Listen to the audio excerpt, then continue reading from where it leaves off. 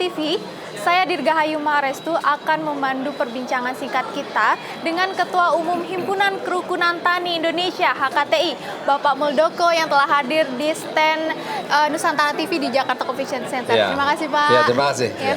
Halo Bapak, apa kabar? Terima kasih, baik.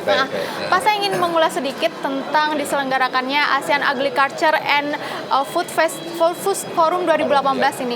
Apa sih Pak tujuan besarnya diselenggarakan, khususnya untuk Indonesia Pak? Ya, kita memahami bahwa ada isu global yang harus kita respon bersama ya. Antara masyarakat Indonesia dengan komunitas global.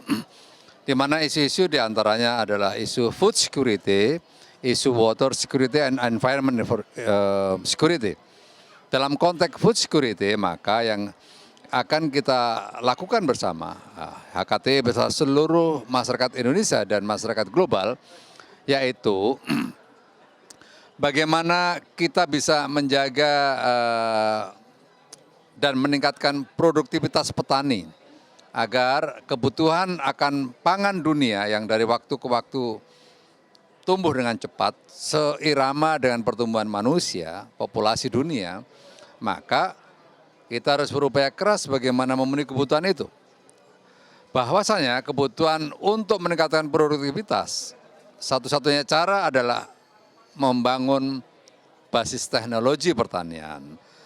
Nah, kita bergabung dengan komunitas dunia ingin saling membangun inovasi bersama untuk dalam rangka meningkatkan teknologi pertanian. Berikutnya yang kedua, setelah kita berkolaborasi, yang kedua adalah kita ingin memperkenalkan produk-produk unggulan Indonesia. Kita paham ya, produk unggulan Indonesia diantaranya adalah buah-buahan tropis. Buah-buahan tropis yang cukup populer di dunia karena hanya dihasilkan oleh negara-negara yang punya environment tropis, di antara Indonesia dan ASEAN. Untuk itu, maka produk-produk unggulan di bidang buah-buahan tropis ini harus diangkat.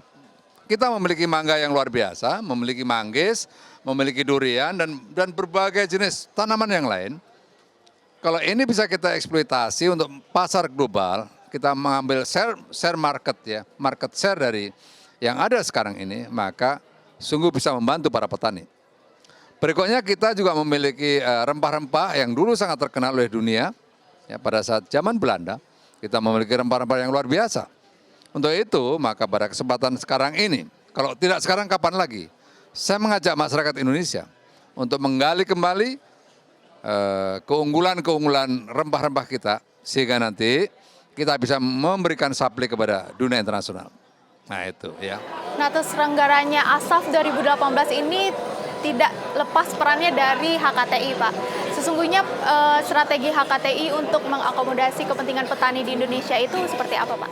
Ya, kita HKTI berposisi sebagai bridging institution.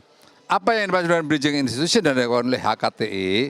Ya, di sini ada research and development, baik oleh riset pribadi, lokal ataupun institusi, bahkan dari perguruan tinggi. Berikutnya ada HKTI, ada petani, ada pebisnis, ada pengusaha. Harapan kita semua riset yang dihasilkan oleh kelompok-kelompok periset dikomunikasikan oleh HKTI untuk disampaikan kepada para petani. Kita kapitalisasi bekerjasama dengan para pengusaha-pengusaha sehingga hasil-hasil yang telah dikembangkan melalui riset-riset tadi bisa diambil, off-takernya udah jelas, dan kalau ada sesuatu yang perlu turun tangan oleh pemerintah dalam rangka memperbaiki regulasi, maka disitulah kita bisa mengkomunikasikan. HKTI bisa mengkomunikasikan menjadi jembatan antara periset dengan petani, dengan pengusaha, dan pemerintah. Nah, itu kira-kira. Memangnya tantangan petani di Indonesia itu seperti apa Pak? Iya. Ada 5 tantangan yang dihadapi oleh para petani. Yang pertama adalah persoalan tanah. Tanahnya udah rusak, sempit. Rata-rata 0,2 dan 0,3 hektar per orangan. Yang kedua persoalan capital permodalan. Yang ketiga persoalan teknologi. Yang keempat manajerial. Yang kelima adalah pasca panen. Nah, 5 persoalan ini pelan-pelan oleh HKT dicarikan jalan keluar, ya. Persoalan tanah yang sempit dan rusak, HKT turun memberikan solusi untuk perbaikan tanah-tanah tersebut menjadi semakin baik. Gitu. Selanjutnya persoalan capital tadi HKT semaksimal mungkin mengkomunikasikan perbankan, dan persoalan teknologi kita bisa memberikan pendampingan kepada para petani sehingga petani bisa mentransformasi ilmu-ilmu pengetahuan yang kita kembangkan, ya. Selanjutnya persoalan pasca panen kita bisa bekerja sama dengan berbagai pihak sehingga ada sebuah jaminan yang pasti petani bisa menjual dengan harga yang tidak dirugikan. Itu. Berikutnya dalam ASEAN Agriculture and Food Forum ini kita juga telah menyelenggarakan Innovation Award oleh HKTI. Nah, ini yang menarik adalah kemarin yang nomor 1 kita dapatkan yaitu temuan atas benih padi yang bisa ditanam di daerah pinggir pantai. Pasang surut pinggir pantai, di mana benih itu bisa menyesuaikan dengan kebutuhan air asin. Ini cukup langka, ya.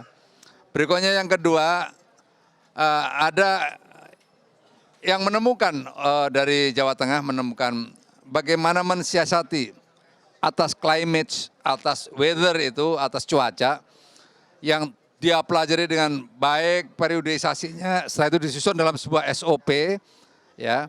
Setelah itu menjadi pedoman dan pada akhirnya semua temuan itu bisa menjadi efisien bagi para petani. Dan ini sudah mulai disebarkan oleh mereka kepada para petani sehingga petani bisa memahami atas perkembangan iklim itu.